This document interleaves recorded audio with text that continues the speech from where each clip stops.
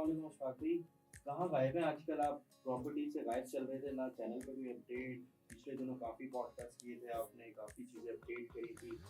साल डेढ़ साल हो गया, माना कि प्रॉपर्टी डाउन है, तो आप भी गायब हो गए प्रॉपर्टी डाउन होने की वजह से। वालेकुम अस्सलाम रहमतुल्लाह। जी हसन भाई, अल्लाह का शुक्र, ज़बरदस्त बेहतरीन। और किसने कहा कि प्रॉपर्टी डाउन है यार? अल्हम्दुलिल्लाह बेहतरीन ज़बरदस्त माशाल्लाह। ये अच्छा बुरा वक्त हर फील्ड में आता है और अपना प्रॉपर्टी में थोड़ा सा था, लेकिन वक्त बहुत अच्छा है अल्हम्दुलिल्लाह, शुक्र अल्हम्दुलिल्लाह, कभी बुरा वक्त नहीं है। लेकिन लोग इन्वेस्टमेंट नहीं कर रहे हैं, लोग कह रहे हैं कि इन्वेस्टमेंट करेंगे तो फंस जाएंगे, पैसे क्योंकि बिक नहीं पाएगा आगे जाके। तो उसके पीछे क्या मामला था? पैसे लोगों के बाउंड हो रहे हैं। वैसे भाई, कौन सा इस वक्त बिजनेस चल रहा है? कोई एक फील्ड मुझे बता दें, वो छोड़ दें। एग्रीकल्चर से लेके सब जगह ही एक ही सूरत हाल है। जब आप नेशनल लेवल पे जब इस तरह के क्राइसिस आते हैं, कौमों के ऊपर आते हैं, तो फिर सब चीज़ों को हिट करता है। वो कोई भी चीज़ ऐसी नहीं है जो इस वक्त आपका एक जगह पे भी, मतलब वो जो आसमान से ऊपर निकल गई स्टॉक एक्सचेंज, उसका कुछ नहीं कह सकता। वो वापसी भी उसी स्पीड से वापस आ रही है। बाकी सब बिजनेसेस सेम पोजीशन पे हैं, लोगों का इंटरेस्ट खत्म हो गया, वो एक प्रॉब्लम है। बाकी अल्हम्दुलिल्लाह प्रॉपर्टी ठीक है। कुछ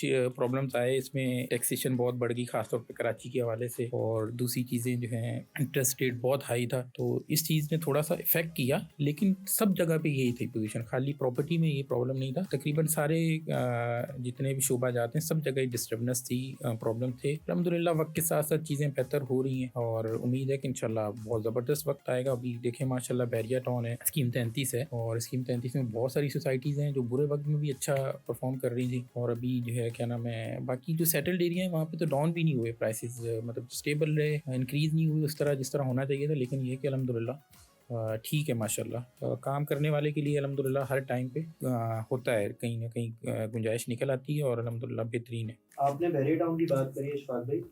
मुझे ये बताएं कि बैरिया टाउन इस वक्त जो है बड़ी गर्मा गर्मी के माहौल में है। ऐसा क्या चल रहा है बैरिया टाउन में, या ऐसा कौन सी जादू चल रही है? क्योंकि एक टाइम पे आपने एक वीडियो बनाई थी, बैरिया टाउन एक टोटली स्कैम है। अब जो बैरिया टाउन की जो चीजें और पोजीशन है, उसको कहाँ देखते हैं? एहसन भाई देखिए, ऐसा नहीं था कि मतलब वो उस वक्त मैंने ये कहा था कि टोटली ये स्कैम है। इसमें कुछ चीज़ें ऐसी हैं जो आज भी मैं उसकी बात करता हूँ, अभी भी बात करूँगा, कि ओवरसीज़ पाकिस्तानी का जो उनके साथ बड़ी ज़्यादती हुई बैरिया टाउन की तरफ से, मैनेजमेंट की तरफ से है। मेजॉरिटी ओवरसीज़ पाकिस्तानियों ने बड़ा सेफ़ हेवन समझ के वहाँ इन्वेस्टमेंट की थी, और रिटर्न बहुत बुरा मिला उनको, उस तरह रिस्पॉन्स नहीं मिला, उनके प्लॉट्स मिले ही नहीं कैंसिलेशन की सूरत में, या अपना उनको आउट ऑफ बाउंड्री कर दिया। बैरिया टाउन ने बड़ी ज़्यादती की, लोगों का इंटरेस्ट उससे बिल्कुल ख़त्म हो गया। और मेजर बायर जो इस तरह के प्रोजेक्ट्स का होता है, जो बड़े प्रोजेक्ट्स होते हैं, जो अपने आप में एक अलग से शहर हैं, जो बैरिया टाउन और DHA सिटी हो गया, तो इसके जो मेजर इन्वेस्टर्स होते हैं और इसको आबाद करने वाले होते हैं, जिनको वो सपोर्ट करना चाहिए था, वो ओवरसीज़ पाकिस्तानी थे। उनके लिए जो है वो बड़ी ज़्यादती उनके साथ हुई। बैरिया टाउन ने कुछ नहीं किया, और उनके तकरीबन जो उनके फंड्स थे, बजाय इसके कि वो उनको इंक्रीज़ करके मिलते, वो उनके कैपिटल अमाउंट भी बिल्कुल ही समझ लें कि ख़त्म ही हो गया, और वो बेचारे रुल गए। अभी जो रिसेंटली लास्ट 2 और 3 मंथ्स जो बड़े अच्छे जा रहे हैं, ग्रेजुअली बैरिया टाउन बढ़ रहा है। इसमें बहुत सारी क्या सराहियाँ हैं कि शायद अपना ये वक्ती तौर पे है, और थोड़ा सा मिलीर एक्सप्रेस वे ने ऑन होना है, उसके बाद जो है वो चीज़ें क्लियर होना शुरू होंगी। क्योंकि बैरिया टाउन छोटा नहीं है, लेकिन एक चीज़ होती है कि जब भी थोड़ी मार्केट हिलना जुलना शुरू होती है, तो जो सेलर होता है वो कहता है कि यार मैंने बुरा वक्त तो निकाल लिया, अब तो अच्छा वक्त है, बेचना बंद कर देता है। तो इसकी वजह से जो चीज़ें मार्केट में अवेलेबल होती हैं, तो उनके रेट्स अच्छे मिलना शुरू हो जाते हैं, कि लोगों का रुझान हो जाता है। खासतौर पर इन्वेस्टर्स के लिए अभी कोई ऑप्शन था नहीं, जो पीछे 2 2 2.5 साल से 3 साल से रोक के बैठे हुए इन्वेस्टमेंट, उनके लिए कोई भी अपॉर्चुनिटी नहीं थी अच्छी इन्वेस्टमेंट की। स्कीम 33 हो या कराची के किसी दूसरे एरिया, सेटल्ड एरिया में भी कोई ख़ास अपॉर्चुनिटी नहीं थी, तो उनको एक स्पेस मिला। तो इस वजह से थोड़ी सी बेहतर हुई है मार्केट, लेकिन आगे वक्त बताएगा कि क्या पोजीशन होती है, क्या ये कंटिन्यूसली अच्छा परफॉर्म करेगी और रेट स्टेबल होंगे या रिवर्स होना शुरू होंगे। अभी तो इनिशियल है, 2 3 महीने हुए हैं, अभी आगे देखते हैं, अल्लाह खैर करे, अल्लाह पाक सब के लिए आसानियाँ करे। और बैरिया टाउन के रियल्टर्स के लिए बड़ी अच्छी खबर है।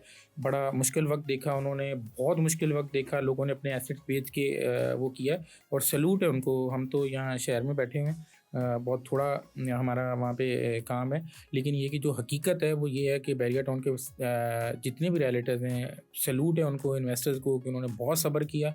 अपना इतना ह्यूज अमाउंट जो है वो लगा के उसके बावजूद जो है, मैं कहता हूँ कि बड़े बड़े मुश्किल हालात देखे हैं इन्होंने पिछले 3-4 साल में। इतना बुरा हाल किसी भी और एरिया में नहीं था जो बैरिया टाउन कराची में हुआ। लेकिन अल्लाह का शुक्र है कि अल्हम्दुलिल्लाह बुरा वक्त निकल गया है।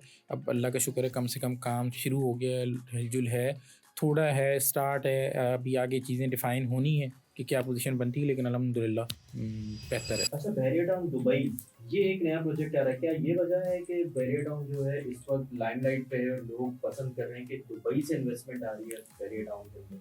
मतलब समझ से बाहर है। मुझे तो कुछ इसका वो लगता नहीं है। बैरिया टाउन कराची एक अलग वो है, और बैरिया टाउन दुबई ज़ाहिर सी बात है वो कर मलिक रियाज साहब ही रहे हैं। लेकिन एक बड़ा फ़र्क है, जिसने कराची में इन्वेस्टमेंट करनी है वो कराची का, वो बैरिया टाउन दुबई तो इंटरनेशनल हब है उसके लिए। और लेकिन अभी जहाँ जब वहाँ पे किया है तो समझ लें कि बैड लक कह लें कि वहाँ पे भी हालात थोड़े से डाउन होना शुरू हो गए। ऑलरेडी प्रॉपर्टी जो बहुत बूम था वो थोड़ा-सा नीचे आ रहा है। अल्लाह करे कोई इसका लिंक हो। हमें तो अपने मुल्क के में जो हालात हैं उसके हिसाब से जो मेरा एक वो है एक्सपीरियंस, उसमें जो है वो अपने हमारे ग्राउंड रियलिटीज़ डिफरेंट है। वो यहाँ पे कुछ पॉलिटिकल जो मेन रीज़न है वो पॉलिटिकल थी, जिसकी वजह से लोगों ने बिल्कुल डिसऑन करना शुरू कर दिया, यहाँ इन्वेस्टमेंट ही नहीं कर रहे पाकिस्तान में। तो ये थोड़ी चीज़ें थी। अब कुछ बेहतरी आना शुरू हुई, अच्छी खबरें आ रही हैं, तो लोगों का दिल भी थोड़ा बड़ा हो रहा है। और एक बात है कि वो कोई माने या ना माने, लेकिन जो एक पार्टी है उसके ख़ास तौर पे ओवरसीज़ पाकिस्तानियों में उनकी बड़ी अच्छी मकबूलियत है, और वो उन्हीं की वजह से ही चीज़ों को देखते हैं। वो जैसे बेहतर खबरें आना शुरू हुई हैं तो बाहर से इन्वेस्टमेंट आना शुरू हो जाएगी, तो बड़ी अच्छी बात है, अच्छा साइन है प्रॉपर्टी के लिए। अच्छा, आजकल पिछले कुछ साल डेढ़ साल से अशफाक भाई ये नज़र में आ रहा है कि दुबई के अंदर जो है ना मार्केट बहुत गर्म है। पाकिस्तानी इन्वेस्टर जो है पाकिस्तान से पैसा निकाल के अब दुबई की मार्केट में इन्वेस्ट कर रहे हैं। उनकी प्रॉपर्टी 0% टैक्स फ्री है और लोगों का पैसा भी सेफ है, कोई भी टेंशन और कोई इतने टैक्सेस और जो पेपर वर्क जो मसले मसाइल हैं वो नहीं दिख रहे। तो अब जो यहाँ पे मार्केट के हालात जो नीचे थे, अब वो लोग पैसा दुबई की तरफ शिफ्ट कर रहे हैं। तो क्या ये एक ड्रॉबैक हो सकता है आने वाले टाइम पे रियल एस्टेट नहीं, मार्केट जो होना था वो मैक्सिमम हो चुका। जितना पाकिस्तान में चीज़ों को लॉस होना था, बहुत सारे पाकिस्तानी पाकिस्तान छोड़ के चले गए, ख़ास तौर पे यंग जनरेशन जो आपका न्यू ब्लड था, उनके लिए कोई यहाँ पे ख़ास वर्किंग भी नहीं हुई और अपॉर्चुनिटीज़ भी बहुत कम है। तो वो होना था जो हो चुका। बाकी जो आप बात कर रहे हो कि वो देखें, वो ओन करते हैं जितनी भी दुनिया भर की रियासतें हैं, ख़ास तौर पे ये दुबई जैसे ममालिक हैं, इन्होंने इन्होंने अपने आप को, जो इनके कर्ता धर्ता हैं, जो उनके साहिब इक़्तिदार लोग हैं, वो ओन करते हैं अपने अपने ममालिक को। हमारे यहाँ थोड़ा सा प्रॉब्लम डिफरेंट है, फिर वो बात अलग टाइप में निकल जाएगी, अलग साइड पे चली जाएगी। लेकिन कि एक मसला है कि जब आपके पास ओनरशिप होती है, आपको पता है कि यार मैं यहाँ पे मुझे मेरा अपना है और यहाँ मैं बेहतर करूँगा तो बेनिफिट्स भी मेरे ही हैं। यहाँ पे एक अलग प्रॉब्लम है। यहाँ पे ये कि जिन्होंने यहाँ पे रहना होता है उन्होंने यहाँ रहना नहीं होता, जिन्होंने ये कुछ करना होता है ना उन्होंने यहाँ रहना नहीं होता। उनके भी दुबई में, यूके में, बाकी जगहों पे सब जगह उनके अपने जो है ना पहले से चीज़ें सेट होती हैं, और उन्होंने कुछ दिनों के लिए यहाँ आना है, छुट्टियाँ गुजारने, और उसके बाद चले जाना होता है। बाकी जो हमारे मसाइल हैं वो अलग हैं, और उन्होंने ये जो निज़ाम बनाया है वो इस तरह ही है कि लोगों को एप्रिसिएशन मिले जब वो इन्वेस्टमेंट करते हैं, तो उनकी सेफ हो, और प्लस ये कि टैक्सेशन में उनको राहत मिले। इस वजह से पैसा आता है, सर्कुलेट होता है मार्केट में, जिसकी वजह से वहाँ पे माशाल्लाह ज़बरदस्त किस्म की रौनक है। कोई भी बिजनेस करते हो आप, अच्छा चल रहा है। लेकिन ये कि वक्त के साथ साथ होता है। पहले भी एक दफ़ा आया बैरिया, वो अपना दुबई में बहुत अच्छा प्रॉपर्टी ने बूम किया, लेकिन फिर 10 साल का बहुत बुरा वक्त देखा दुबई में। अब इसी तरह ही अब दोबारा फिर से चीज़ें होना शुरू हुई, 1 डेढ़ साल 2 साल चली, और ज़ाहिर सी बात है हर बंदे को हक है कि जब वो उसको यहाँ पे सिक्योरिटी नहीं है, चीज़ें उनकी मर्ज़ी के मुताबिक नहीं होती, तो फिर वो अपना छोड़ के चले जाते हैं। जैसे सब जाते हैं तो वो अपना पैसा भी ले जाते हैं और जाके काम भी अपना वहीं करते हैं, सारी चीज़ें। लेकिन ये कि सारी चीज़ें टेम्परेरी होती हैं। इन दी एंड जब बंदा बाहर जाके तकलीफ़ें देखता है, कुछ चीज़ें इस तरह की होती हैं कि फिर आखिर घूम फिर के बंदे को आना अपनी सरज़मीन पे ही होता है। और फिर लोग आते, बहुत लोग गए वापस आ जाते हैं। फिर वो बिज़नेस, ज़ाहिर सी बात है पैसा लॉस होता है, लोग करके आते हैं। बहुत सारे लोगों ने, हमारे जितने जानने वाले हैं जिन्होंने पैसा इन्वेस्ट किया बाहर और फिर जो है वो बेचारे खाली हाथ वापस आए। हाँ, कुछ लोगों को क्लिक कर जाता है। बहरहाल मुश्किल होती है यहाँ से जाना, किसी भी अपने मुल्क को छोड़ के दूसरी जगह लेके जाना, दिल किसी का भी नहीं करता, लेकिन मजबूरियाँ होती हैं। जब चले जाते हैं फिर ये कि वहाँ जाके मुश्किल बहुत सारी फेस करते हैं, फिर वापस वो अपने कहते हैं कि यार फिर वापस चलते हैं। तो यहाँ पे ये कि थोड़ी सी चीज़ें बेहतर होना शुरू हो जाएं तो अल्हम्दुलिल्लाह कोई बुरा नहीं है। रब का बड़ा करम है, यहाँ पे अल्लाह ने बड़ी नेमतें दी हैं, बड़ा बहुत सारी चीज़ें आसान हैं ज़िंदगी। लेकिन ये कि हमने खुद मुश्किल की, हमारे आसपास लोगों ने जितना जिसको मौका मिलता है वो उसमें हिस्सा डालता है। हम भी उसके हिस्सेदार हैं कि हमने अपने माशरे को बेहतर नहीं किया और अपने बच्चों को अच्छी तरबियत दें।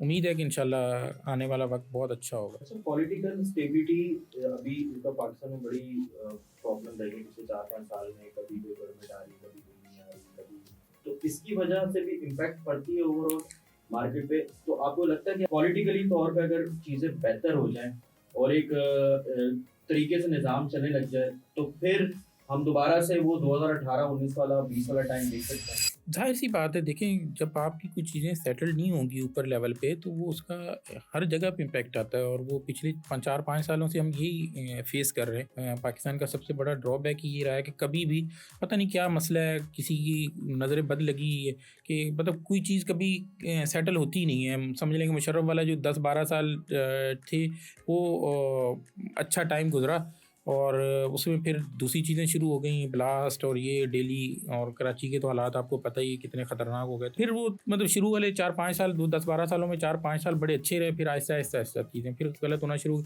तो पता नहीं क्या होता है कि हम खुद ही अपने पाँव पे कुल्हाड़ी मारते हैं या पाँव ले जाके कुल्हाड़ी पे मार देते हैं। ये समझ नहीं आती कि पता नहीं अच्छा खासा सिलसिला सही चल रहा होता है। मतलब इससे पिछले वाले टेन्योर में 2-3 साल शुरू वाले कोविड वाले बहुत बुरा वक़्त था दुनिया में, बहुत अच्छा चला, सारी चीज़ें बड़ी बेहतर हो रही थी। सारे तकरीबन चीज़ों ने काम करना शुरू कर दिया था, लेकिन पता नहीं अचानक से क्या हुआ कि सारी चीज़ें जो है ना वो बिल्कुल हमने खुद आके चोक कर दी और सिस्टम बिठा दिया। अच्छा, इस वक्त हम किस मार्केट में इन्वेस्ट कर सकते हैं? बैरियर डाउन तो चलो हमने डिस्कस कर लिया। आपको क्या लगता है कि कराची में स्पेशली हम अभी किस जगह पे बेहतरी देख रहे हैं, या जो पिछले टाइम पे जैसे गुलशन रूमी, सचल शर्मा, ये स्कीम 33 की जो जितनी सोसाइटीज हैं ये अभी बहुत ज्यादा क्राइसिस का शिकार हो गई थी, यहाँ पे बड़े प्रॉब्लम्स हो गए थे लोगों को, इनका पैसा बाउंड हुआ था। फिर मलिक टाउन रेजिडेंसी की अगर हम बात कर लें, जीएफएस वालों की बात कर लें, तो अब ये जो दूसरे स्ट्रक्चर हैं या जो बिल्डर्स हैं, इनकी पोजीशन कहाँ देख रहे हैं बैरियर टाउन से हटके? अच्छा, ये ऐसा है कि सब जगह ही जैसे ख़ास तौर पे न्यू सोसाइटीज़ जो अभी अंडर डेवलपमेंट है, खैर अब इसको भी इसमें कर सकते हैं कि बैरियर टाउन तो फुली डेवलप है, वहाँ भी बुरा हाल था। तो खैर न्यू सोसाइटीज़ जितनी भी हैं जो अभी आबाद नहीं है, इसको इस तरह हम कर सकते हैं एक्सप्लेन कि जो पूरी आबाद नहीं है अभी या निचली स्टेज है, तो वहाँ सब जगह ही तकरीबन एक ही हाल है कि तकरीबन 60-70% 40% ये रेशो था कि आपकी जो अमाउंट थी जितने में आपने परचेजिंग की हुई है उससे नीचे ही थी। तो अभी अल्लाह का शुक्र है कि आहिस्ता आहिस्ता जब चलना शुरू होंगी तो सब जगह बेहतरी आती है, लेकिन जो मेन प्रॉब्लम है वो ये है टैक्सेशन का। जैसे पुराने वाले जितने एरियाज़ हैं वो कराची में इतने टैक्सेस बढ़ा दिए हैं और इतने बेतहाशा टैक्सेस बढ़ा दिए हैं। ख़ास तौर पे अब देखें मॉडल कॉलोनी का 12,000 रुपये स्क्वायर फिट, मतलब कहाँ से जस्टिफाई है यार कि आप इस तरह इतना रेट आप रख दो कि 120 गज का जो बेचारा गरीब आदमी अल्लाह अल्लाह करके कहीं घर ले ही लेता है तो उसके ऊपर 8-10 लाख रुपए तो टैक्सेस लग जाते हैं, गेन टैक्स और एडवांस टैक्स और इसे में नहीं सारे मिला के, फिर टाउन टैक्स है, फिर स्टैम्प ड्यूटी है, फिर दूसरे और अदर्स हैं। तो इतना इन्वेस्टर कहाँ से पैसे लगाएगा? वो एंड यूज़र नहीं बेचारा घर ट्रांसफ़र करा रहा है अपने नाम पे, वो कह रहा है पावर पे ले लें या इस तरह कर लें। तो थोड़ी चीज़ें नॉर्मल हो जाएँ तो बेहतरी आ जाएगी। सारे जितने भी न्यू जितने बिल्डर्स हैं या जितने भी नई डेवलप हो रही हैं सोसाइटीज़, उसमें भी इंशाल्लाह उम्मीद है कि आहिस्ता-आहिस्ता वक़्त के साथ-साथ, लेकिन प्रॉब्लम वहाँ पे भी ये है कि रेट इतने इंक्रीज़ हो गए थे, लोगों ने इतनी महंगी परचेज़िंग की हुई है कि अब वो जो है उसको पहुँचने में भी बहुत टाइम लगेगा। लेकिन ये है कि टाइम बेहतर आ रहा है, अल्लाह करेगा इंशाल्लाह चीज़ें जो है वो क्या नाम है थोड़ा कम से कम बिकना शुरू हो गई हैं, तो उससे ये है कि इंशाल्लाह कुछ ना कुछ बेहतरी आएगी। अगले 4 साल क्या देख रहे हैं प्रॉपर्टी के? अल्लाह बेहतर करे इंशाल्लाह। ये डिपेंड करता है आपकी पॉलिटिकल सिचुएशन के ऊपर। जितनी जल्दी बेहतर हो जाएगी इंशाल्लाह, अल्लाह ने चाहा तो इतनी जल्दी जो है वो चीज़ें बेहतरीन होना शुरू हो जाएंगी और सबके लिए जो है आसानी होगी। अच्छा, एक आखिरी सवाल, best time to invest right now in Karachi क्या है? मतलब कौन सी जगह है? मतलब देखें इसमें बहुत सारी स्कीम 33 की सोसाइटीज़ हैं जो अभी जो अपनी वैल्यू है उससे तकरीबन समझ लें कि 2-3 गुना नीचे हैं। वहाँ पे किया जा सकता है जिनको जैसे बड़ी अच्छी लोकेशंस है, वहाँ प्रॉब्लम्स हैं जब भी प्राइस बहुत नीचे है, लेकिन ये परचेज़िंग टाइम है। अगर किसी के पास है अमाउंट तो उसको इन्वेस्ट करना चाहिए प्रॉपर्टी में और अल्लाह ने चाहा तो इंशाल्लाह स्कीम 33 के अंदर भी बाकी बैरिया टाउन में भी अगर आपके पास है कुछ सेविंग है तो ज़रूर प्रॉपर्टी में इन्वेस्ट करें। इंशाल्लाह अगले 2-3 साल, 4 साल में बेहतरीन होने जा रहा है। बाकी चीज़ों से अभी भी प्रॉपर्टी इंशाल्लाह आपको अच्छा ही अर्न करके देगी। अच्छा इशफाक भाई, अब फ्यूचर प्लानिंग क्या है आपकी? आप वीडियोस वगैरह इंशाल्लाह रेगुलर अल्लाह ने चाहा तो हालात बहुत अच्छे हैं, थोड़ा टाइम भी है और इंशाल्लाह अब रेगुलर कनेक्ट रहेंगे आपसे। दुआ में याद रखिएगा। अल्लाह हाफ़िज़।